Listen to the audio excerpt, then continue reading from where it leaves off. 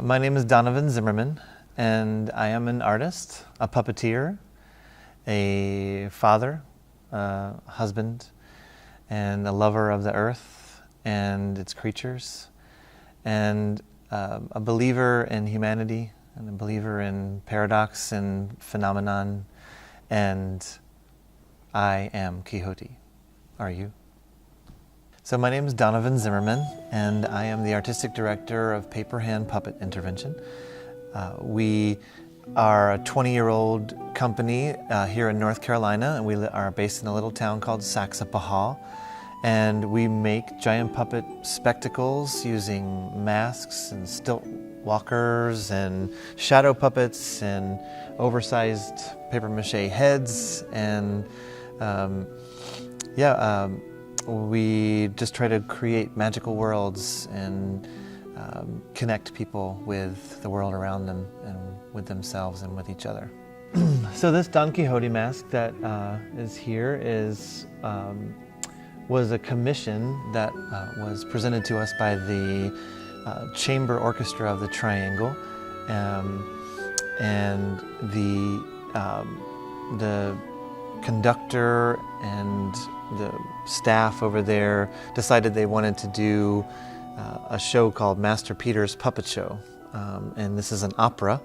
And we had never been commissioned to do an opera before, and it was very exciting and interesting to us. And so we watched some of the different ways that it's been portrayed over the years in different places. Everything from the absolutely epic to the small-scale community theater. And we came up with a sort of middle ground where we built a giant puppet stage. And the main gist of the play, the opera, is that Don Quixote and Sancho Panza come along to a puppet show that's happening on the street. And they basically watch it, and it escalates to where Don Quixote is not exactly happy with what he's seeing. He doesn't feel like they're doing the storytelling right. So he ends up destroying the puppet stage and basically, tearing some of the puppets up and just having one of his episodes as he over the years. And so I got to play Don Quixote during the show and do a lot of gesticulating like I was singing opera. We did that show for just actually one performance, it was a great commission, and we've been able to use this wonderful head and armor and the other characters and the puppet stage that we built for multiple different venues and different festivals and experiences, including the I Am Quixote Festival that Rafael Osuba put on. So this mask that I made back in 2012 is made of papier-mâché, and it's about 6 or 7 layers of brown paper bags, and so it's nice and hard.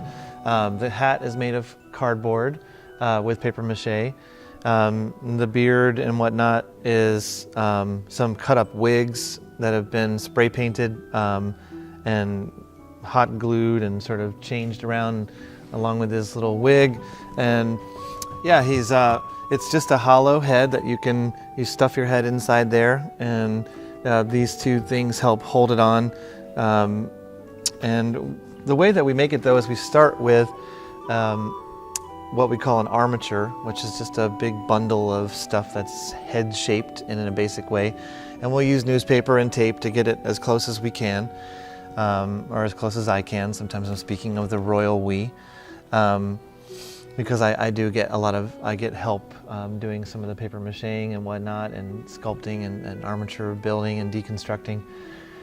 But we'll take that armature, and then I coat it with a layer of clay, and I will sculpt the face using the clay, and then I put plastic, sort of a shrink-wrapped kind of plastic onto that to get a nice form, and that is my mold.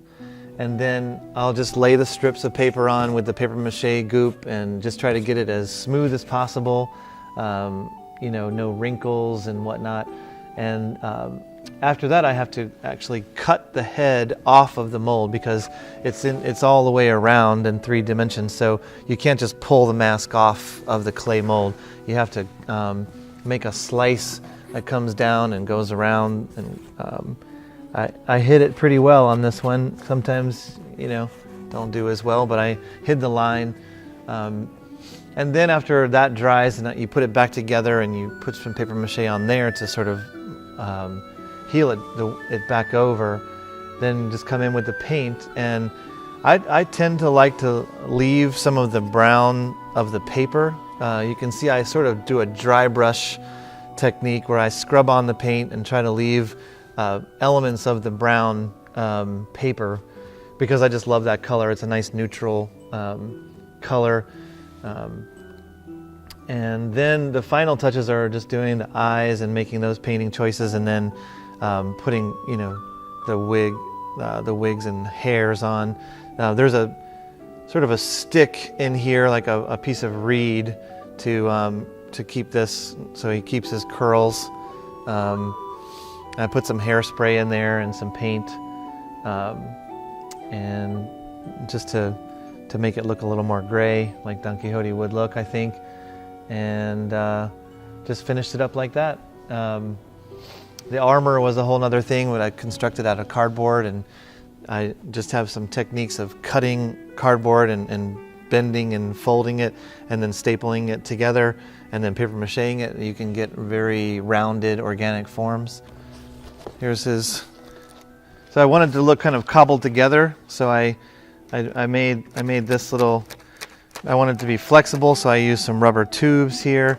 But this piece and this piece are different because his armor was supposed to be sort of,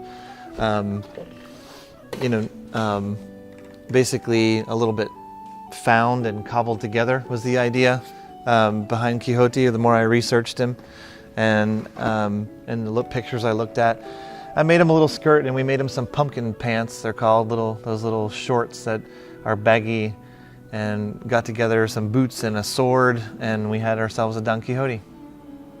So in working on this Quixote Festival and being a collaborator in that festival, I've gotten a chance to reflect a bit on my own relationship to the phrase "I am Quixote," and it I think that I know that I am in many ways, and it's just a really the archetype that of Don Quixote, that he's a dreamer, and he's an adventurer, and he's a bit of a savant, and it may be a bit mad at times, and you know, I think as long as you continue to try to be good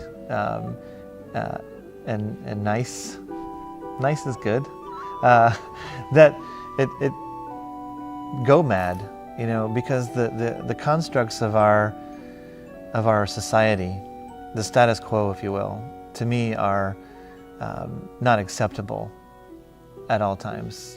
There are certain things that, sure, we're just living within these contexts, it's fine, but some of the things we accept as the status quo are just purely awful and damaging, violent even. And I have never been a person to just sort of blindly say, oh, I just accept that because it somehow made it to this ubiquitous place in our culture. And so by not accepting that, I don't feel like it puts me at odds with the rest of the culture. I just feel like it puts me on a leadership position to open up other possibilities of engagement with creativity. And I feel like I'm not sure if Quixote was on the same page on every level, but I know that that archetype is a part of me.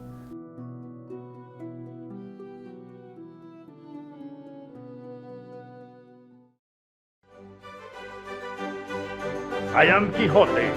Are you?